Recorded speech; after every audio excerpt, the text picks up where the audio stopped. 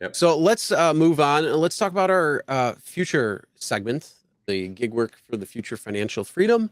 Yep. Say that 5 times fast. But this time, what we want to do, we want to talk about, should you put Uber driving or Lyft driving, DoorDash delivering, whatever it might be on your resume? Before we get into it, yes or no, and then a quick reason why, Sergio. What do you think? And don't go with what we have on the slides. Oh no, Your absolutely. No, personal thought. I will absolutely, in today's economy, I will absolutely put Uber driver or a delivery worker in my resume, just for the fact that you're dealing with customers. If you're going to get into customer service, if you're going to get into sales, this is all going to help you because you're Problem dealing with solving. humans. Absolutely, I Yep. would put it in there, and I don't see any harm I of. I agree there. I agree there. And not only that, one of the things too, a lot of drivers will be there for a longer time. I'm sure a lot of people watching, we've seen the same names in the chat for since we started back last April. We still see we see a lot of new names, which is great. But Yeah. there's a lot of drivers who are driving multiple years. I started Uber in 2015 or 2016. I can't remember Yeah. now. When I no 26 wait yeah 2016, and Lyft was a little bit after that. So I mean, we're going on how many years at this point? Yeah. So it shows people. I mean, just because you put Lyft driver and it's for a certain time doesn't mean maybe you were driving the entire time. Maybe you were, maybe you weren't. But it shows employers that love that. So yeah, I think it's a good thing, especially if there's gaps. They don't like gaps for some reason, whether there's just cause for it or not. Even if there's gaps, sometimes your application can get thrown out, your resume can get thrown out. Yeah. So if you don't have gaps because you're doing Uber, Lyft, DoorDash, whatever it might be, gig Yeah. economy, then I think it's something that is a benefit to you. And yeah, Yeah. dealing with customers is huge when it comes to it. Problem solving. There's so many problems you see out on the road. And it gives you a whole different sense of perception when you're actually out on the road dealing with people, driving people, and all that. Even food delivery, you're dealing with customers, you're dealing with merchants, you're picking up the food and all that. So you got to deal and be personable there. There's a lot of things there. So yeah, I personally Yeah, think I agree with everything you said. I mean, a lot of people look down upon the gig work, and they all say get a real job or whatever. This nonsense what that I does that even constantly, mean? yeah, constantly I hear that nonsense, bro. It is a job, You know what's okay? funny? I tell people ask, what do I do? I say, I do YouTube. Really? Yeah, Wow, that's awesome. Like, yeah, quite a few people will say that. They're like, because they haven't really heard the fact that somebody may be doing it on a fuller time basis. Here at the RSG on my channel, and then doing Uber and Lyft and Curry yeah, and a couple other things as well too. But I mean, um, yeah, I think it's just something that's different and unique. Uber and Lyft. I don't think there's anything wrong with that there either. And I think getting a real job, what? So you can sit in an office cubicle, hating your life while you're sitting in a cubicle. When I can go out, I can drive, I can look at the sun, I can, take a little bit of time off. I can get up, walk around, throw the windows down, listen to my music, listen to a podcast, do whatever I want to do, yeah. and you're sitting in a cubicle making maybe the same as me, maybe a little less, maybe a little more, maybe yours Yeah. is a little more predictable. I don't know. Yeah. No, But no. in the reality of things, it is a job. There's I'm no shame dealing in with gig people. work. There's no shame in No. gig work. Like there's 6 million. Today Uber said there are 6 million couriers and drivers on their actively working on their platform today. DoorDash is going to come out with their earnings on Wednesday. They're going to say the same thing. There's 6 million plus. There's 12 million people. That's a lot of people deciding Mhm. to do the same thing. If they thought W-2s were so great, they would go back to W-2s. So stop people Yep. saying, looking down on Uber drivers. Oh, you're just an Uber driver. Yeah, I am just an Uber driver. Okay, what's your problem with that, right? Because I just saved your life. I took you from point A to point B safely while your ass was drunk in my back seat. Yeah. So yeah, but long story short, a lot of employers do not like gaps in resumes. And if you have gaps, and if you don't put Uber and Lyft, and you're going to lie about it, and you're going to probably get busted about it, what you should do is you should show with a face your reality. Yes, you did drive for Uber and Lyft for 6 months while you were laid off from another W-2. Well, create, with positive soft skills that you can represent. What are you doing when you're driving? Well, you're meeting, okay, if you do 20 trips, you're going to meet 20 different individuals.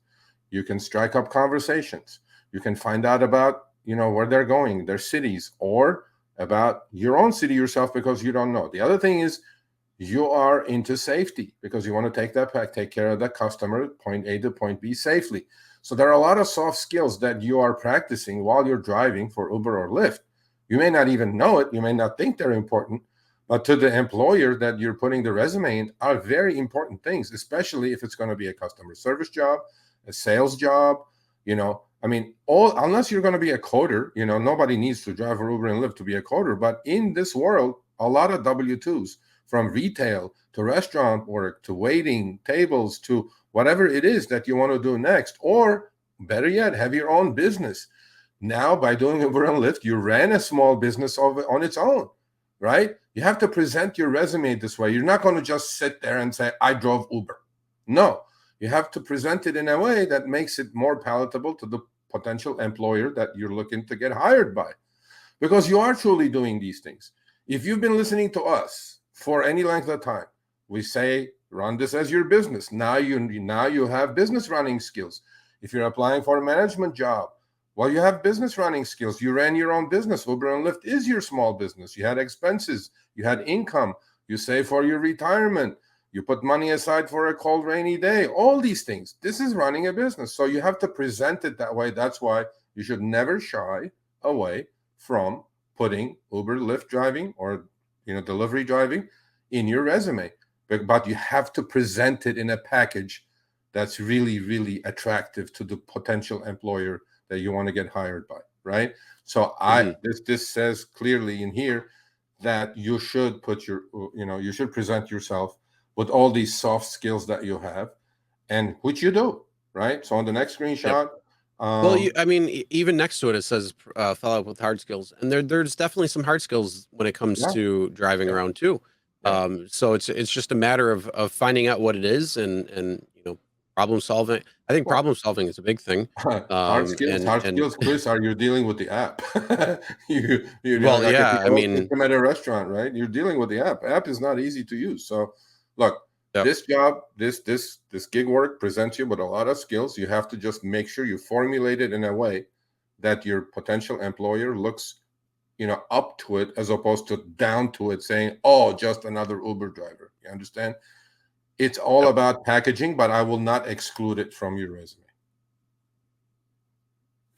No, absolutely not. And then they talk about don't list each job separately, combine the similar jobs. So Uber and Lyft, very similar, rideshare driver, food delivery driver, whatever it might be, gig worker. There could be a lot of things. And then you could like bullet point it out independently, or tell them your experience if there's an interview. And then also, obviously, the biggest thing is tailoring your resume to the job. So whatever job you're looking for, you want to show your strengths for that particular job when it comes down to it. So if it's customer service, you put customer service relations when it comes to being a rideshare driver, when it comes to food delivery, all that good stuff. So as a job seeker, you need to optimize your resume to include the right buzzwords. We agree. Read the job description carefully and identify skills the employer wants. Well, I bet you anything, whatever the employer wants, some of the stuff you experience in your car with strangers in your car has gotten you ready for that job. Because look, you have to. This is the real world. You're dealing with humans, and unless you're going to write some articles on ChatGPT, you are going to deal with humans the rest of your life. So this, driving teaches you quite a bit of that. And you're dealing with different characters, drunks, sick people and happy people, upset people. You just learn how to manage yourself. And in conclusion, if you package all this correctly, right, and you present it in a way, not just by saying, yeah, I drove for Uber for 6 months. I'm like, no, it's not interesting enough. But you have to make sure whatever you're presenting fits the job that you're looking for.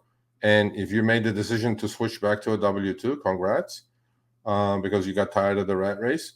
but you have to present it. And I personally would suggest that everybody should include their Uber and Lyft driving into their resume. Do not shy away from it. Just make sure you follow some guidelines to present it in a correct fashion, as opposed to just put I drove Uber. Okay.